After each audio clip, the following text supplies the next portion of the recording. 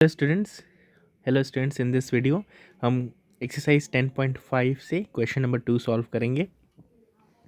A chord of a circle is equal to the radius of a circle. हमसे कहा गया है कि यहाँ पे कॉर्ड है। यहाँ पे कॉर्ड है जो कि रेडियस से इक्वल है। तो सपोज करो ये सेंटर और ये इसका रेडियस। तो जो रेडियस है वही लेंथ का कॉर्ड मैंने यहाँ पे ड्रॉ किया है। Find the angle subtended by the chord at a point on the minor arc and also at a point on the major arc. Okay, अब हमें यहाँ पे ये समझना होगा कि जब ने हमने कॉर्ड जब बनाया तो ये जो एरिया होता है ना, ये जो आर्क होता है इसे हम कहते हैं माइनर आर्क, और ये जो बड़ा वाला होता है इसे हम कहते हैं मेजर आर्क। ठीक है, तो हमसे कहा गया है कि एक पॉइंट हमें बनाना है माइनर आर्क में। Find the angle subtended by the chord at minor arc. ठीक है, तो यहाँ पे एक पॉइंट ले लेते हैं। Let's say this point is point B. उसी तरह हमें एक आर्क बनाना है जो कि मेजर आर्क में होगा। एक पॉइंट हम यहाँ पे रखते हैं, दैट इज पॉइंट ए। ठीक है, अब हम इसमें ड्रॉ करते हैं। This is the angle subtended by the chord at a point on the major arc. ठीक है, उसी तरह this is your minor arc. तो हमें निकालना क्या है? हमें निकालना है दिस एंगल। ये वाला एंगल हमसे पूछा है और हमसे ये वाला एंगल पूछा है। ठीक है, और उसके अलावा अगर हम ध्यान दें यहाँ पे, क्योंकि रेडियस, ये भी रेडियस है और उसी लेंथ का हमने कॉर्ड बना रखा है, तो अगर हम यहाँ पे ध्यान दें, let it be O P Q. So O P Q कैसा दिख रहा है हमें? इक्विलैटरल ट्रायंगल नज़र आ रहा होगा। Equilateral triangle excuse me. तो हमें पता है इक्विलैटरल ट्रायंगल का एंगल क्या होता है? 60 डिग्री होता है। So this angle is 60 degree. Okay, अब हम यहाँ से क्वेश्चन की शुरुआत करते हैं। ओके, अभी हम लिखते हैं हमारे पास क्या क्या गिवन है।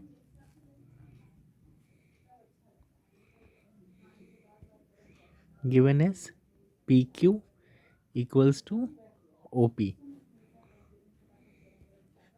हमें क्या ढूंढना है? To find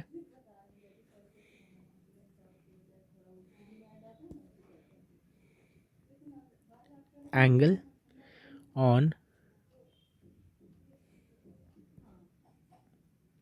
major arc, that is angle A हमें ढूंढना है,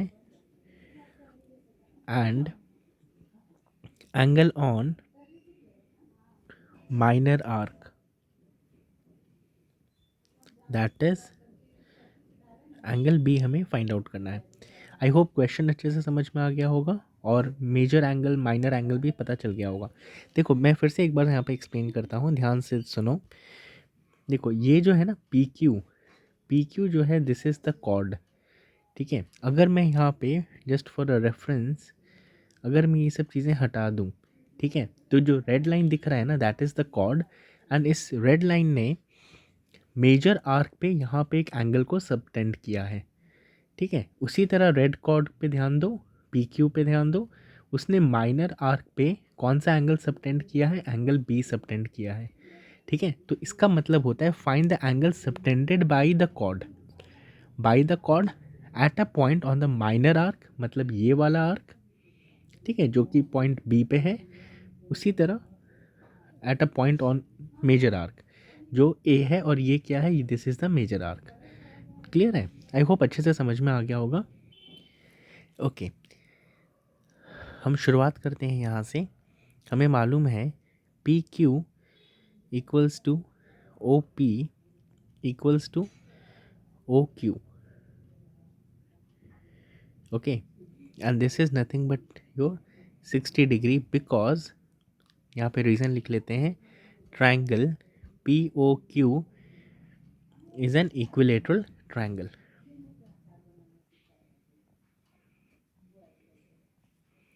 ओके, अभी हम यहाँ पे ध्यान दें। So P O Q, there four angle P O Q जो कि सेंटर एंगल है वहाँ पे, वो हो गया है 60 degree.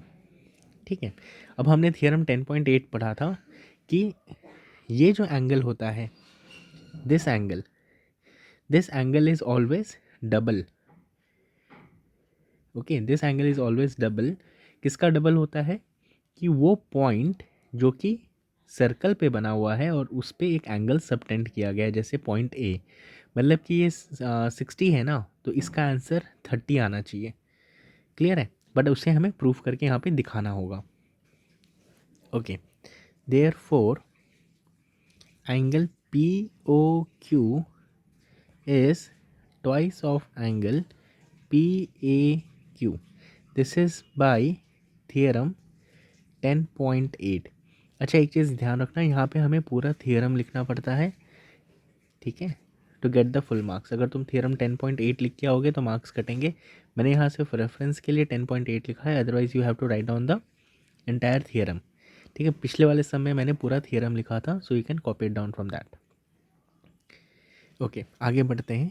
This we know, this is 60 degree 2 times PAQ, therefore angle PAQ क्या हो जाएगा?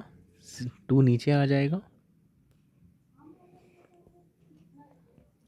therefore PAQ equals to 30 degree. ठीक है, तो हमने स्टेप बाय स्टेप ये शो कर दिया कि जो एंगल सबटेंड हुआ है मेजर आर्क पे, उसका एंगल है 30 डिग्री।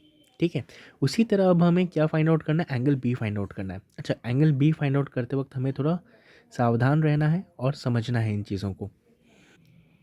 ओके, अभी हमें बी निकालते वक्त ये ध्यान रखना है कि ये जो एंगल बी है ना, इसका जो सेंट्रल एंगल जो बनेगा वो यहाँ बनेगा।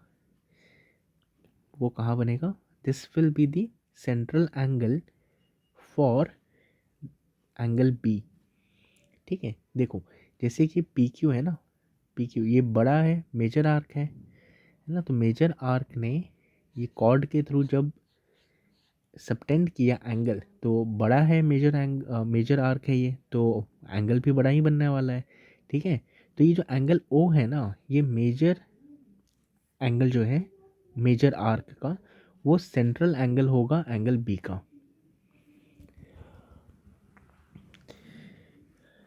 क्लियर है? हमें बस इतना ध्यान रखना है। देखो, ये जो बड़ा वाला जो एंगल है ना, उसे हम क्या कहेंगे? उसे हम कहेंगे रिफ्लेक्स एंगल। जैसे कि ये सर्कल है जिसमें से इतना पोर्शन अगर 60 है, तो बाकी का जो होगा वो क्या होगा? 360 होता है टोटल। 360 में से 60 माइनस करो, दिस विल बी 300। ओके, सो ये जो 300 होगा वो सेंट्रल एंगल होगा एंगल बी के लिए। इस चीज़ को, इस कंसेप्ट को यहाँ पे ध्यान में रखो। ठीक है, तो ये जो होगा ये डबल होगा, है ना। इसका अगर ये x है तो ये इसको क्या होना होगा? 2x होना होगा। क्लियर है? तो अब हम इसको सॉल्व करते हैं। ओके, सो अब हम फाइंड आउट करेंगे now reflex P O Q. ठीक है, फिगर पे यहाँ पे फिर देखते हैं reflex of P O Q. P O Q कहाँ पे? 60 डिग्री, तो उसका रिफ्लेक्स क्या होगा? ये होगा इसका रिफ्लेक्स। ठीक है, तो हम कैलकुलेट करते हैं,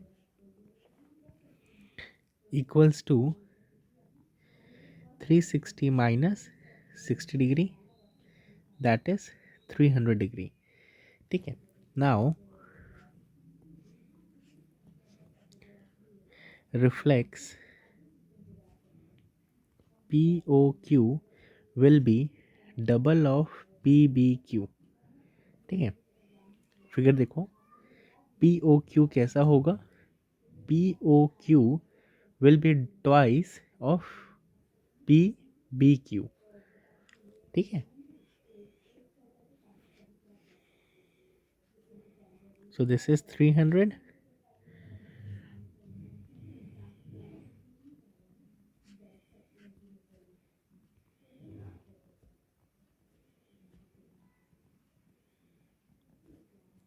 therefore PBQ will be 150 degrees. I hope ये क्वेश्चन अच्छे से समझ में आ गया होगा।